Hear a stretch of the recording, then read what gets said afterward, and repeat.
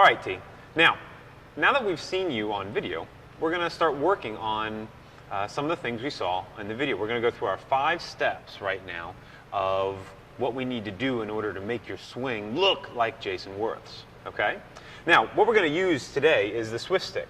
Now, the Swift Stick is a nice light implement that we can swing indoors or outdoors. We don't want to hit a baseball with it, but you can hit with golf balls and tennis balls and stuff, but it only weighs about 12 ounces. So you can swing it like hundreds of times, all right, so that you can get enough repetitions in to really make yourself understand what's going on, okay?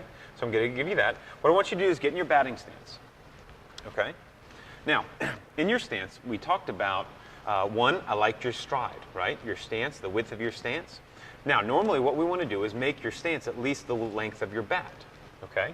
So let's measure. Let's use the length of your bat. The bat's 30 inches long, okay? So I just want your feet to go just to the width of the bat.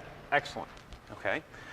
In this drill, what I want you to do is we're going to start out in our batting stance. How does that feel, by the way? How does this stance, is it comfortable for you? Yeah, it feels kind of tiring doing it for a long time. All right, so what we want to do is make sure that you get into the strongest possible position for you to go to hit a baseball. You said you wanted to go and hit the home runs, right? Mm-hmm. Yeah. So, right. So what we want to do is make sure that we are in the best possible position for us to be able to go and turn on the baseball. Okay. So position 1, we're going to measure our feet and get in a good stance. All right. 2, we're going to start out with our knees bent and our hands in a good comfortable position.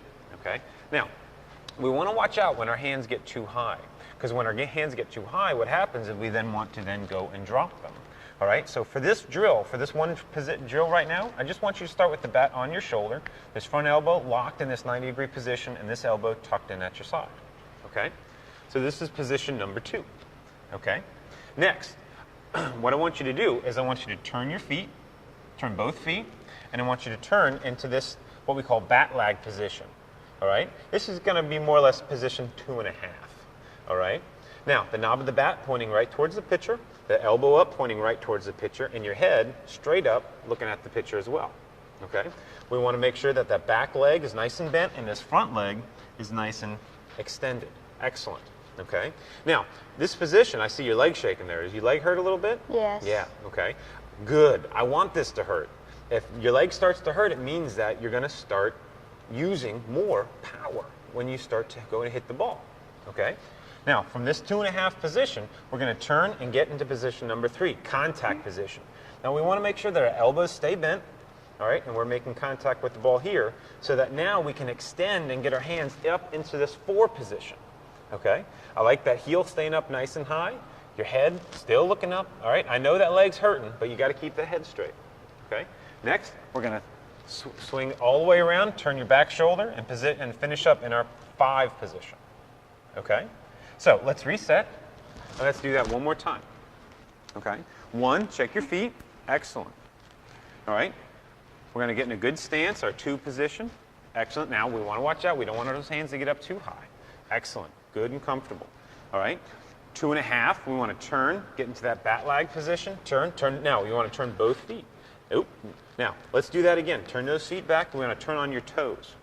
Make sure you turn on your toes. Now, by learning how to turn on your toes, okay, you're going to be able to now learn how to stop stepping out of the box.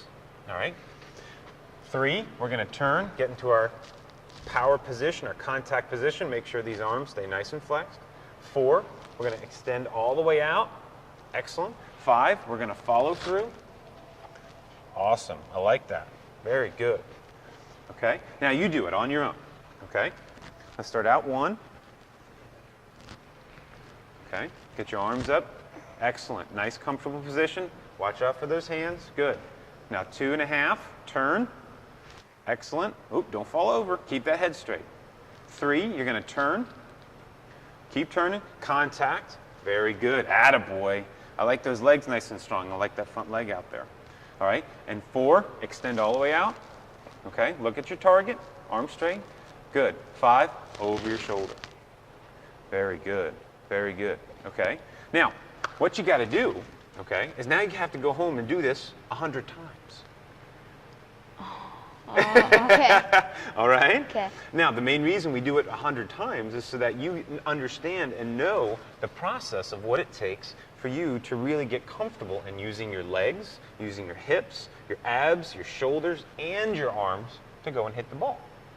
You think you can do that for me? Yes. Terrific, terrific. T, it's a pleasure meeting you, okay? What we're going to do is I want you to go home. I want you to either look in the mirror or use a sliding glass door and take a look at yourself so that you can really find out what exactly you're doing so that the next time when you come back, we can hit our warm-up drills. We can then come out on the floor, start running through some drills, and then hit the cage so that we can really start to see some improvement. Okay? Okay. Come on this way with me. What do you think?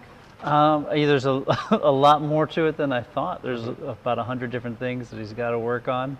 I thought he had a good swing, but hopefully with all the stuff that he can practice now, it'll become that much better. Yeah, you know, I mean, if a lot of players, they usually just grab the bat, they go and hit, you know, and when you really break it down, we can go step by step by step.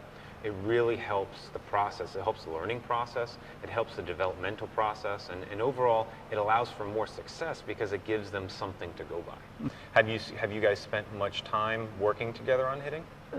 Just not more than just throwing a ball and letting him swing at it. Right. There's no fundamentals from the foot up that we've ever worked on. Right. Do you think that this is going to be a test that he's going to be able to do all by himself? No, absolutely not. Yeah. I think this is something that it's a father-son adventure that you guys will be able to take home with you, and you're going to learn a lot yourself from coming in and working out. You know, how often do you guys work out? Maybe 3 times a week. Excellent. Currently. That's very good. You know, the more times that you guys can get out, whether it's in the mirror or on the field, it's going to be very beneficial for both of you. You're going to become his best coach, believe it or not. You know, so what is it that, going forward, what's the next step that you would like to see him improve on? I'd like to see him apply everything you've taught him. And then, you know, once he's able to hit good, then also, you know, learning the fundamentals of, like I spoke about to your father before, of how to learn. You know, of the discipline and seeing the results of that. And then so next time when he has another issue that comes up, he'll be able to apply the same skills to that. And we've already developed a relationship on working together. Because right now our relationship's just throw, catch, throw, hit. Yeah.